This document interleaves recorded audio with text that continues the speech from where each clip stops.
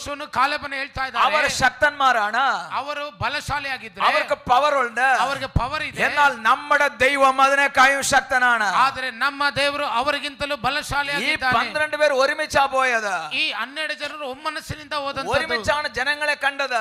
ಒಮ್ಮನಸ್ಸಿನಿಂದ ಜನರನ್ನು ನೋಡಿದ್ದಂತದ್ದು. എല്ലാവരെയും നോക്കിയപ്പോൾ ಎಲ್ಲರನ್ನ ನೋಡಿದಾಗ 10 പേർ പറയുന്നതല്ല ഈ 2 പേർ പറയുന്നത്. ಆದ್ರೆ 10 ಜನರು ಹೇಳಿದ ರೀತಿಯಲ್ಲ ಇಬ್ರು ಹೇಳುವಂತದ್ದು. 10 പേർ പറയുന്നു ഞങ്ങൾ തോറ്റു പോകുമെന്ന്. 10 ಜನರು ಹೇಳ್ತಾ ಇದ್ದಾರೆ ನಾವು ಸೋತು ಹೋಗ್ತೇವೆ എന്നാൽ ഈ 2 പേർ പറയുന്നു ഞങ്ങൾ ജയിക്കാൻ പോകുകയാണ്. ಆದ್ರೆ ಇಬ್ರು ಹೇಳ್ತಾ ಇದ್ದಾರೆ ಇಲ್ಲ ನಾವು ಜಯ ಹೊಂದುತ್ತೇವೆ. എങ്ങനെയാ ഇവർക്ക് വന്നത്?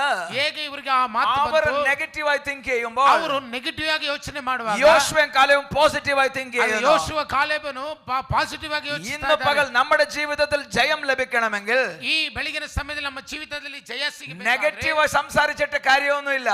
ನೆಗೆಟಿವ್ ಆಗಿ ಯಾವುದೇ ಮಾತುಗಳು ಬರೋದು നീ ಬೇಡ. നടക്കില്ലെന്ന് 10 പ്രാവശ്യം പറഞ്ഞാൽ അത് നടക്കത്തേ